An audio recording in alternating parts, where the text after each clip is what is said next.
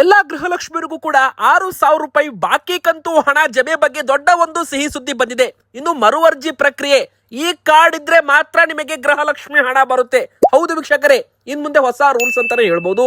ಇನ್ನೊಂದು ಕಡೆಗೆ ನಿಮ್ಮ ಹತ್ರ BPL ಕಾರ್ಡ್ ಇರ್ಲಿ, ಅಂತ್ಯೋದಯ ಪಡಿತರ ಚೀಟಿ ಇರ್ಲಿ, ನಿಮಗೆ ಸೂಪರ್ ಗುಡ್ ನ್ಯೂಸ್ ಕೂಡ ಬಂದಿದೆ. ಹೀಗಾಗಿ ವಿಡಿಯೋನ ಪೂರ್ತಿಯಾಗಿ ನೋಡ್ತಾ ಇರಿ.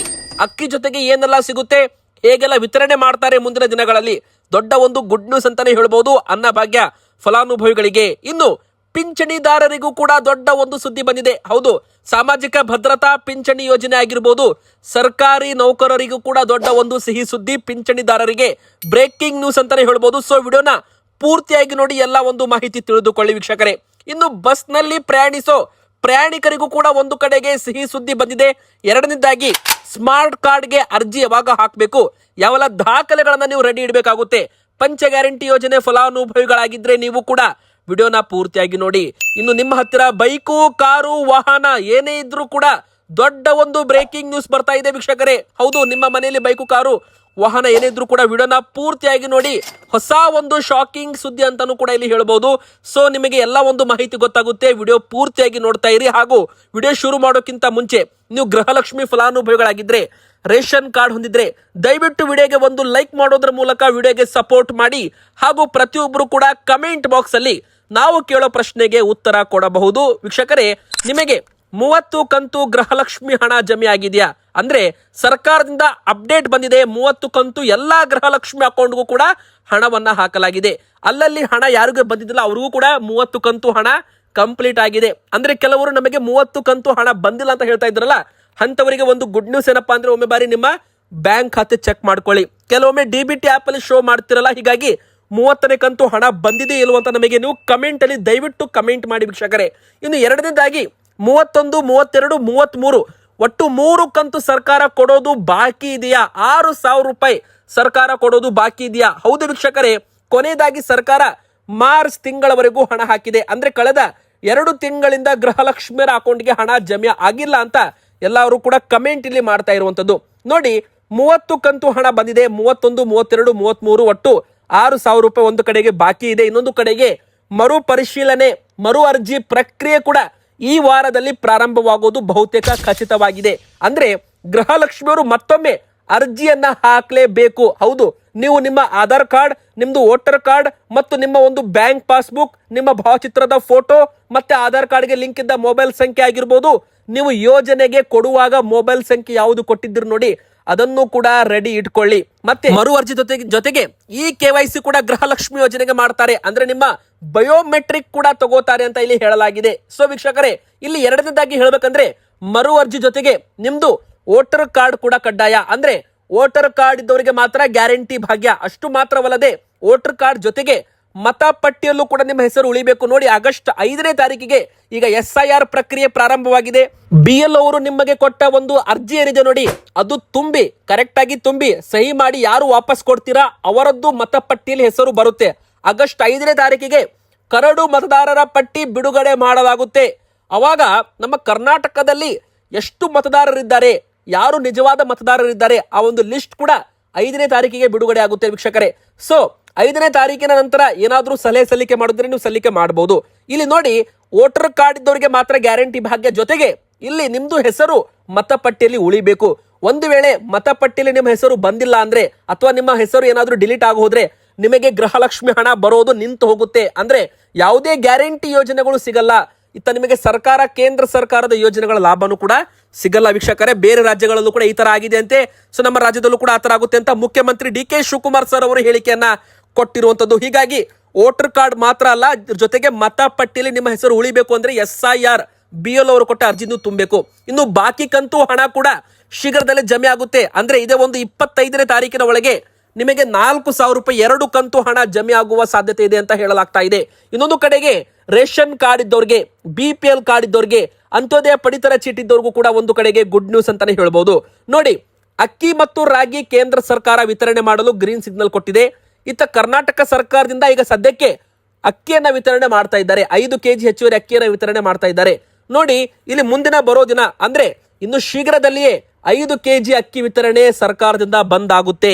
ನಮ್ಮ ಕರ್ನಾಟಕ ಸರ್ಕಾರದಿಂದ BPL ಕಾರ್ಡ್ ಇದ್ದವರಿಗೆ, AY ಕಾರ್ಡ್ ಇದ್ದವರಿಗೆ 5 ಕೆಜಿ ಅಕ್ಕಿ ವಿತರಣೆ ಬಂದ್ ಆಗಿ ಅದರ ಬದಲಾಗಿ ಇಂದಿರಾ ಕಿಟ್ ಅನ್ನ ವಿತರಣೆ ಮಾಡಲಾಗುತ್ತೆ. ದೊಡ್ಡ ಒಂದು ಸಿಹಿ ಸುದ್ದಿ ಈಗಾಗಲೇ ಮತ್ತೊಮ್ಮೆ ಆಹಾರ ಸಚಿವರು KH ಮುನಿಯಪ್ಪ ಸರ್ ಅವರು ಕೊಟ್ಟಿದ್ದಾರೆ. ಪ್ರತಿಯೊಬ್ಬರು ಕೂಡ ಇಂದಿರಾ ಕಿಟ್ ಬೇಕು ಅಂತ ಕಮೆಂಟ್ ಮಾಡ್ತಾ ಇದ್ರು. ತುಂಬಾ ಜನ ನಾವು ಕಮೆಂಟ್ ಅಲ್ಲಿ ಕೇಳಿದ್ವಿ, ಅಕ್ಕಿ ಬೇಕಾ ಇಂದಿರಾ ಕಿಟ್ ಬೇಕಂತ. ತುಂಬಾ ಜನ ಇಂದಿರಾ ಕಿಟ್ಟೆ ಕೊಡಿ ಅಂತ ಹೇಳ್ತಾ ಇದ್ರು. ಅವರಿಗೋಸ್ಕರ ಒಂದು ಗುಡ್ ನ್ಯೂಸ್ ಬಂದಿದೆ. ಮುಂದಿನ ಬರೋ ದಿನಗಳಲ್ಲಿ ಶೀಘ್ರದಲ್ಲೇ ಅಡುಗೆ ಎಣ್ಣೆ, ಉಪ್ಪು, ಸಕ್ಕರೆ ಹಾಗೂ ತೊಗರಿ ಬೇಳೆ ಈ 4 ಆಹಾರ ಸಾಮಗ್ರಿಗಳು ಇಂದಿರಾ ಕಿಟ್ ನಲ್ಲಿ ಪೌಷ್ಟಿಕಾಂಶವುಳ್ಳ ಇಂದಿರಾ ಕಿಟ್ ಅನ್ನ ಕೊಡ್ತೀವಿ ಅಂತ ಒಂದು ರಾಜ್ಯ ಸರ್ಕಾರದಿಂದ ಅಪ್ಡೇಟ್ ಇಲ್ಲಿ ಬಂದಿದೆ. ಆದ್ರೆ ಯಾವ ತಿಂಗಳು ವಿತರಣೆ ಮಾಡ್ತಾರೆ ಇದ್ರ ಬಗ್ಗೆ ಅಪ್ಡೇಟು ಇನ್ನೂ ಕೂಡ ರಾಜ್ಯ ಸರ್ಕಾರದಿಂದ ಬಂದಿಲ್ಲ. ಆದ್ರೆ ವಿತರಣೆ ಮಾಡ್ತೀವಿ, ಯೋಜನೆಗಳನ್ನ ಬಂದ್ ಮಾಡಲ್ಲ, ಘೋಷಣೆ ಮಾಡಿದ್ದೇವೆ, ಕೊಡ್ತೀವಿ ಅಂತ ಒಂದು ಹೇಳಿಕೆಯನ್ನ ಕೊಟ್ಟಿರುವಂತದ್ದು ವೀಕ್ಷಕರೇ. ಆಹಾರ ಇಲಾಖೆಯಿಂದ ಅಪ್ಡೇಟ್ ಬಂದಿದೆ. ಇನ್ನು ಎರಡನೇದಾಗಿ ಹೇಳ್ಬೇಕಂದ್ರೆ ಇದನ್ನ 3 ಭಾಗದಲ್ಲಿ ವಿಂಗಡಿಸಿದ್ದಾರೆ. 2.5 ಕೆಜಿದು, 5 ಕೆಜಿದು, 7.5 ಕೆಜಿದು. ನಿಮ್ಮ ಕುಟುಂಬದಲ್ಲಿ 2 ಜನ ಇದ್ರೆ 2.5 ಕೆಜಿ ಅಂದ್ರೆ ಅರ್ಧ ಲೀಟರ್ ಅಡುಗೆ ಎಣ್ಣೆ, ಅರ್ಧ ಕೆಜಿ ತೊಗರಿಬೇಳೆ, ಅರ್ಧ ಕೆಜಿ ಉಪ್ಪು, ಅರ್ಧ ಕೆಜಿ ಸಕ್ಕರೆ, ಅರ್ಧ ಕೆಜಿ ಹೆಸರು ಕಾಳು ಕೂಡ ಕೊಡಬೇಕಿತ್ತು. ಅದರ ಬದಲಾಗಿ 250 ಗ್ರಾಂ ತೊಗರಿಬೇಳೆ ಕೊಡ್ತಾರೆ. ಸೊ ಈ ತರ ಒಂದು ಟೆಂಡರ್ ಪ್ರಕ್ರಿಯೆಯನ್ನ ಕರೆದಿದ್ದಾರೆ. ಟೆಂಡರ್ ಪ್ರಕ್ರಿಯೆ ಕೂಡ ಅಂತಿಮ ಹಂತದಲ್ಲಿದೆ. ಸೊ ಇನ್ನು ಮುಂದಿನ ತಿಂಗಳು ಅಥವಾ ಇನ್ನು 1 ತಿಂಗಳು ಲೇಟ್ ಆಗಿ ಇಂದಿರಾ ಕಿಟ್ ವಿತರಣೆ ಶುರು ಆಗಬಹುದು. ಇದು BPL ಮತ್ತು ಅಂತ್ಯೋದಯ ಪಡಿತರ ಚೀಟಿದವರಿಗೆ ಗುಡ್ ನ್ಯೂಸ್. ಹಾಗೂ ರೇಷನ್ ಕಾರ್ಡ್ ತಿದ್ದುಪಡಿ ಪ್ರಕ್ರಿಯೆ ಕೂಡ ಪ್ರಾರಂಭವಾಗ್ತಾ ಇದೆ. ಇನ್ನು ಸಾರಿಗೆ ಸಚಿವರು ಮಾಸ್ಕ್ ಧರಿಸಿ ರಿಯಾಲಿಟಿ ಚೆಕ್ ಅನ್ನ ಮಾಡಿದ್ದಾರೆ. ಈ ವೇಳೆ ಕಂಡಕ್ಟರ್ ಅವರು ಚಿಲ್ಲರೆ ಇಲ್ಲ ಅಂದ್ರೆ ವಾಪಸ್ ಕೆಳಗಿಳಿದ್ ಬಿಡಿ ಅಂತ ಸಾರಿಗೆ ಸಚಿವರಿಗೆ ಗೊತ್ತಿಲ್ಲದೆ ಒಂದು ಹೇಳಿಕೆಯನ್ನ ಕೊಟ್ಬಿಟ್ಟಿದ್ದಾರೆ. ಅಷ್ಟು ಮಾತ್ರವಲ್ಲದೆ ಸ್ಟಾಪ್ ಇದ್ದ ಸ್ಥಳದಲ್ಲಿ ಕೈ ಮಾಡಿದ್ರು ಕೂಡ ಬಸ್ಗಳು ನಿಂತಿಲ್ಲ. ನೋಡಿ ವೀಕ್ಷಕರೇ, ಸಾವಿರಾರು ಲಕ್ಷಾಂತರ ಜನರು BMTC ಬಸ್ ನಲ್ಲಿ ಬೆಂಗಳೂರಲ್ಲಿ ಓಡಾಡ್ತಾರೆ. ಅಂತವರ ಸಮಸ್ಯೆ ನೋಡ್ಬೇಕು ಅಂತಾನೆ ಸಾರಿಗೆ ಸಚಿವರು ಈ ಒಂದು ರಿಯಾಲಿಟಿ ಚೆಕ್ ಅನ್ನ ಮಾಸ್ಕ್ ಧರಿಸೋದರ ಮೂಲಕ ಮಾಡಿದ್ರು.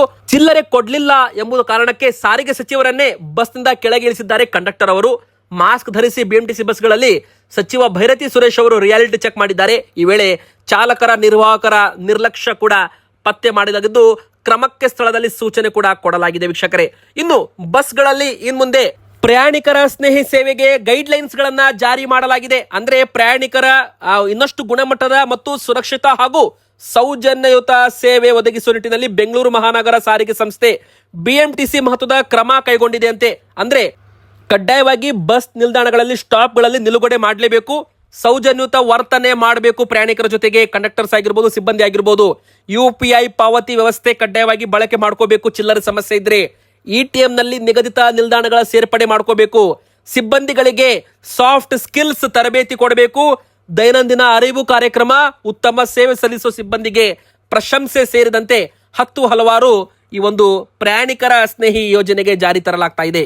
ಇನ್ನು ಪಿಂಚಣಿ ಪಡೆಯುತ್ತಿದ್ದವರ ಗಮನಕ್ಕೆ ನೋಡಿ ವೀಕ್ಷಕರೇ, ನೀವು ಇಂದಿರಾ ಗಾಂಧಿ ರಾಷ್ಟ್ರೀಯ ವೃದ್ಧಾಪ್ಯ ವೇತನ ಪಡ್ಕೋತಾ ಇರಬಹುದು, ಸಂಧ್ಯಾ ಸುರಕ್ಷಾ ಯೋಜನೆ ಫಲಾನುಭವಿಗಳಾಗಿರ್ಬೋದು, ಪಿಂಚಣಿ ಹಣ ಅಥವಾ ವಿಕಲಚೇತನರ ಪಿಂಚಣಿ ಹಣ, ಈ ಒಂದು ಯೋಜನೆ ಬಗ್ಗೆ ಇಲ್ಲಿ ನೋಡಿ ಮುಖ್ಯವಾಗಿ ಹೇಳ್ಬೇಕಂದ್ರೆ ಒಟ್ಟು 85 ಲಕ್ಷ ಫಲಾನುಭವಿಗಳಿದ್ದಾರೆ. ಅದರಲ್ಲಿ ಈಗಾಗಲೇ 91,000 ಮಂದಿಗೆ ಸಾಮಾಜಿಕ ಪಿಂಚಣಿ ರದ್ದಾಗಿದೆ. ಸ್ಥಗಿತ ಆದವರು ದಾಖಲೆ ಕೊಡಲು 30 ದಿನಗಳ ಗಡುವು ಕೂಡ ಕೊಡಲಾಗಿದೆ ವೀಕ್ಷಕರೇ.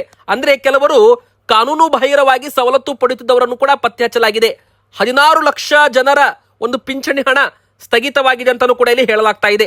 ಹೀಗಾಗಿ ನೀವೇನ್ ಮಾಡಬೇಕು ಅಂದ್ರೆ ನಿಗದಿತ ವಿಳಾಸದಲ್ಲಿ ಲಭ್ಯವಿಲ್ಲ ಅಂದ್ರೆ ನೀವು ಕೊಟ್ಟಿರೋ ಒಂದು ದಾಖಲೆಗಳು ಬೇರೆ ಬೇರೆ ಮಿಸ್ ಮ್ಯಾಚ್ ಆಗಿದ್ರೆ, ದಾಖಲೆ ಕೊಡದ ಹಾಗೂ ಆದಾಯ ಪ್ರಮಾಣ ಪತ್ರ ನೀಡದ ಒಟ್ಟು 59,000 ಮಂದಿಯ ಪಿಂಚಣಿಯನ್ನು ಕೂಡ ತಡೆ ಹಿಡಿಯಲಾಗಿದೆ ಮಂಡ್ಯದಲ್ಲಿ.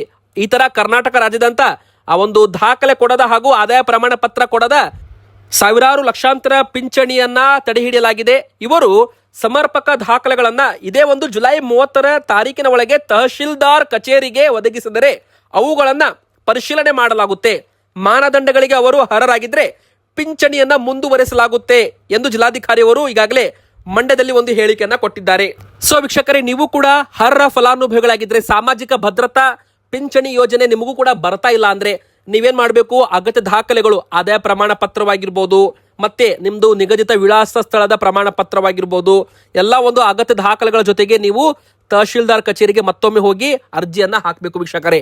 ಇನ್ನು ಅಟಲ್ ಪೆನ್ಷನ್ ಯೋಜನಾ ಅಂದ್ರೆ APY ಸ್ಕೀಮ್ ಏನಿದೆ, ಇದ್ರ ಬಗ್ಗೆ ಕೂಡ ಮುಂದಿನ ಬರೋ ವಿಡಿಯೋದಲ್ಲಿ ಸಪರೇಟ್ ಆಗಿ ನಿಮಗೆ ವಿಡಿಯೋದಲ್ಲಿ ಮಾಹಿತಿ ಕೊಡ್ತೇವೆ. ನೀವು ತಿಂಗಳಿಗೆ ಇಷ್ಟು ಅಂತ ಇದರಲ್ಲಿ ಹಣವನ್ನ ಹೂಡಿಕೆ ಮಾಡಬೇಕು ಅಟಲ್ ಪೆನ್ಷನ್ ಯೋಜನೆಯಲ್ಲಿ. 60 ವರ್ಷ ಆದ ಬಳಿಕ ನಿಮಗೆ ತಿಂಗಳಿಗೆ 1,000 ರೂಪಾಯಿಂದ 5,000 ರೂಪಾಯಿವರೆಗೂ ಪಿಂಚಣಿ ಕೂಡ ಬರುತ್ತೆ. ಇದು ಕೇಂದ್ರ ಸರ್ಕಾರದ ಯೋಜನೆ ಆಗಿದೆ. ನಿಮಗೆ ಆ ಒಂದು ಯೋಜನೆ ಬೇಕಂದ್ರೆ ಅಟಲ್ ಪೆನ್ಷನ್ ಯೋಜನೆ ಅಂತ ನೀವು ಕಮೆಂಟ್ ಮಾಡಿ, ನಾವು ನಿಮಗೆ ಅದರ ಬಗ್ಗೆ ಅಪ್ಡೇಟ್ ಕೊಡ್ತೇವೆ. ಇನ್ನು ವೀಕ್ಷಕರೇ, ಪ್ರತಿಯೊಬ್ರು ಕೂಡ ಅಂದ್ರೆ ನಿಮ್ಮ ಹತ್ರ ಬೈಕು, ಕಾರು, ವಾಹನ ಇದ್ರೆ ನಿಮಗೆ ದೊಡ್ಡ ಒಂದು ಬ್ರೇಕಿಂಗ್ ನ್ಯೂಸ್ ಅಂತಾನೆ ಹೇಳ್ಬಹುದು. ಅದೇನಪ್ಪಾ ಅಂದ್ರೆ, ಈಗ ಪೆಟ್ರೋಲ್ಗೆ 20% ಎಥನಾಲ್ ಮಿಶ್ರಣ ಮಾಡುವ ಕೇಂದ್ರ ಸರ್ಕಾರದ ಕ್ರಮದಿಂದ ಮೈಲೇಜ್ ಕಡಿಮೆ ಆಗುತ್ತಂತೆ. ಅಂದ್ರೆ ನಿಮ್ಮ ವಾಹನಗಳ ಮೈಲೇಜ್ ಮುಂದಿನ ಬರೋ ದಿನಗಳಲ್ಲಿ ಕಡಿಮೆ ಆಗಬಹುದು E20 ಪೆಟ್ರೋಲ್ ಇಂದ. ಹಾಗೂ ವಾಹನಗಳಿಗೆ ಹಾನಿ ಆಗುತ್ತೆ ಎಂಬ ಕೂಗು ಜೋರಾಗಿದೆ. ಇದರ ಬೆನ್ನಲ್ಲೇ ಸ್ಪಷ್ಟನೆ ನೀಡಿದೆ ಕೇಂದ್ರ ಸರ್ಕಾರ. ಎಥನಾಲ್ ಮಿಶ್ರಣದಿಂದ ಇಂಜಿನ್ಗೆ ತೊಂದರೆ ಆಗಲ್ಲ, ಮಾಲಿನ್ಯ ಕಡಿಮೆ ಆಗುತ್ತೆ. ಆದ್ರೆ 20% ಎಥನಾಲ್ ಜೊತೆ ಬೆರೆಸೋದ್ರಿಂದ ಕೆಲವು ವಾಹನಗಳ ಮೈಲೇಜು 5% ಕಡಿಮೆ ಆಗುತ್ತಂತೆ. ಅಂದ್ರೆ ನೀವು ಪೆಟ್ರೋಲ್ ಬಂಕ್ಗಳಲ್ಲಿ E20, E10 ಪೆಟ್ರೋಲ್ ಹಾಕ್ಸೋದ್ರಿಂದ ನಿಮ್ಮ ವಾಹನಗಳ ಒಂದು ಸ್ವಲ್ಪ ಮೈಲೇಜ್ 5% ಕಡಿಮೆ ಆಗುವ ಚಾನ್ಸ್ ಇದೆ ಅಂತ ಕೇಂದ್ರ ಸರ್ಕಾರ ಹೇಳಿದೆ. ಆದ್ರೆ ಒಂದು ಗುಡ್ ನ್ಯೂಸ್ ಏನಪ್ಪಾ ಅಂದ್ರೆ, ಈ ಒಂದು ಪೆಟ್ರೋಲ್ ಇಂದ ಅಂದ್ರೆ ಎಥನಾಲ್ ಮಿಶ್ರಣ ಪೆಟ್ರೋಲ್ ಇಂದ ಇಂಜಿನ್ಗೆ ಯಾವುದೇ ರೀತಿ ತೊಂದರೆ ಆಗಲ್ಲ, ಇಂಜಿನ್ಗೆ ಏನೂ ಕೂಡ ಹಾನಿ ಆಗಲ್ಲ ಅಂತ ಕೇಂದ್ರ ಸರ್ಕಾರ ಭರವಸೆ ಕೂಡ ಇಲ್ಲಿ ಕೊಟ್ಟಿರುವಂತದ್ದು. E20 ಇಂಧನವು E10 ಅಥವಾ ಶುದ್ಧ ಪೆಟ್ರೋಲ್ಗಿಂತ ಸ್ವಚ್ಛ, ಉತ್ತಮ ಗುಣಮಟ್ಟದ ಮತ್ತು ಹೆಚ್ಚು ಪರಿಣಾಮಕಾರಿ ಇಂಧನ ಎಂದು ತೈಲ ಸಚಿವಾಲಯ ಒಂದು ಹೇಳಿಕೆಯನ್ನ ಕೊಟ್ಟಿದೆ. ವೀಕ್ಷಕರೇ, ನಿಮ್ಮ ಅನಿಸಿಕೆ E20 ಪೆಟ್ರೋಲ್ ಬಗ್ಗೆ ಏನು ಅಂತ ನಮಗೆ ನೀವು ಕಮೆಂಟ್ ಅಲ್ಲಿ ತಿಳಿಸಬಹುದು. ಸೊ ವೀಕ್ಷಕರೇ, ಇವತ್ತಿಗೆ ಇಷ್ಟ ಆಗಿತ್ತು ವಿಡಿಯೋನ ಲೈಕ್ ಮಾಡಿ, ಚಾನಲ್ಗೆ ಸಬ್ಸ್ಕ್ರೈಬ್ ಆಗಿ.